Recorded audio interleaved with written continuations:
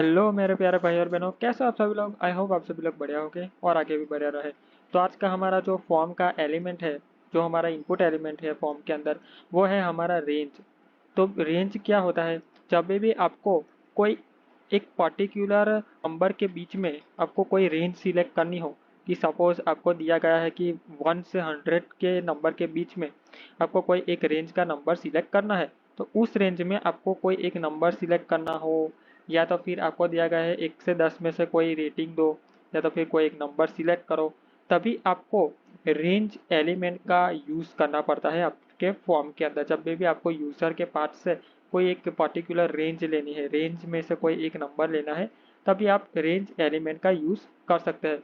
तो सबसे पहले हम रेंज एलिमेंट का एक छोटा सा एग्जांपल देख लेते हैं। तो आप यहाँ पे रेंज का एग्जांपल देख सकते हैं।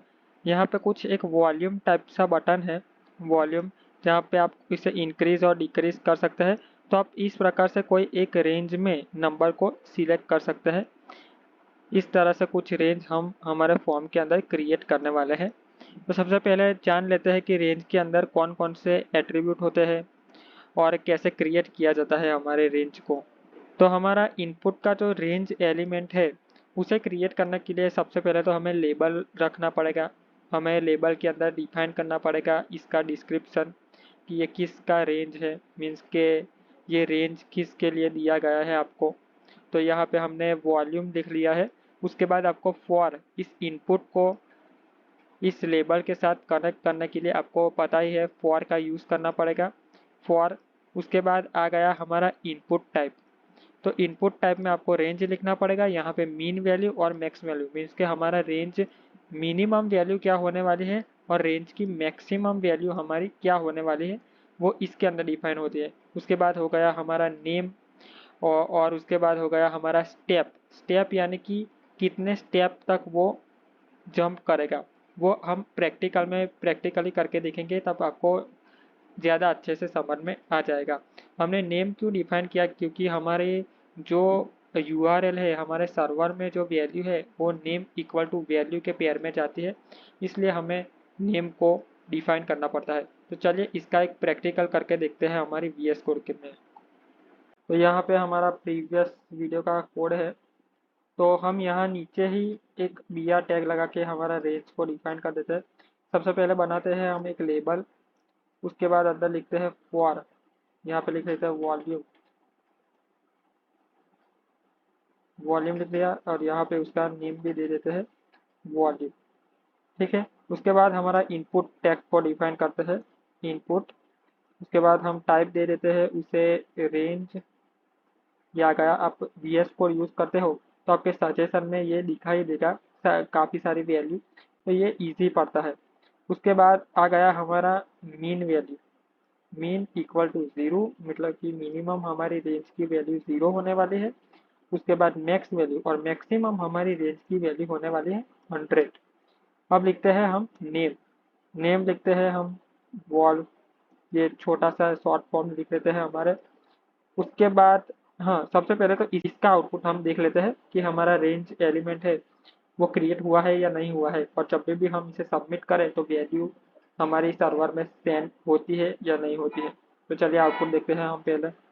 तो हमारा आउटपुट है जो वो आ गया है, और यहाँ पे हमारा रेंज बन गया है। तो जब भी मैं यहाँ पे ये खाली रखूँगा पूरा, मीन्स के कोई भी मैंने वैल्यू सेट नहीं की है, कोई भी मैंने रेंज सेट नहीं किया है, उसके बाद सबमिट करूँगा, तो आप देख सकते हैं वॉल्यूम इक्वल टू ज़ीरो। उसके बाद हम थोड़ा सा इंक्रीज कर देते हैं इसे, अब सबमिट करते हैं, तो यहाँ पे आ गया वॉल्यूम इक्वल टू 31। तो इस प्रकार से कुछ हमारे सर्वर के अंदर हमारे जो भी कोई दूसरी फाइल क्रिएट की हो उसके अंदर वैल्यू पास होती है। अब अब हम एक स्टेप एट्रीब्यूट को यूज़ करके देखते हैं कि हम जब भी स्टेप एट्रीब्यूट को डिफाइन करेंगे तो क्या होगा। तो सबसे पहले यहाँ पे मैं एक स्टेप एट्रीब्यूट को डिफाइन कर देता हूँ। अब स्टेप रखने वाले हैं हम 10। तो चलिए आउटपुट देखते हैं हम इसका। तो सबसे पहले तो हमारा वॉल्यूम अभी कुछ सिलेक्टेड नहीं है, मीन्स का हमने कोई भी रेंज सेट की नहीं है, ज़ीरो है। अब जब भी मैं इसे बढ़ाऊंगा तो ये सीधा 10 स्टेप आगे बढ़ेगा। मीन्स के पहले कैसा होता था कि 0 1 2 3 ऐसा होता था।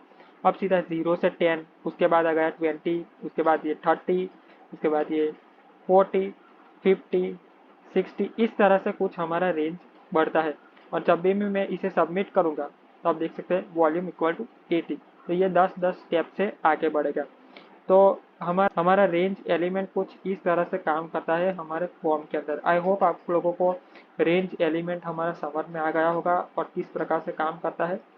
तो आपको ये वीडियो अच्छा लगा हो तो लाइक ज़रूर कर दीजिएगा और सब्सक्राइब कर दीजिए ताकि आप हमारे साथ फुल स्टैक वेब डेवलपमेंट की जर्नी में जुड़ सके। और हमारा ये HTML का जो कोर्स है वो अब पूरा होने को आया है। एक एट्रीब्यूट ही बाकी है, एक एलिमेंट एरिया, वो हम नेक्स्ट वीडियो में देख लेंगे। उसके बाद हम CSS को शुरू करेंगे। तो जल्दी से सब्सक्राइब कर दीजिए क्योंकि हमारे पास काफ़ी ऑडियंस है, वो अभी तक हमें जुड़ी नहीं है हमारे साथ। तो जितने ज़्यादा लोग होंगे उतना हमें पढ़ने में ज़्यादा मज़ा आएगा। तो अपने फ्रेंड के साथ भी शेयर कर दीजिए ताकि वो भी हमारे साथ जुड़ सके। Thank you.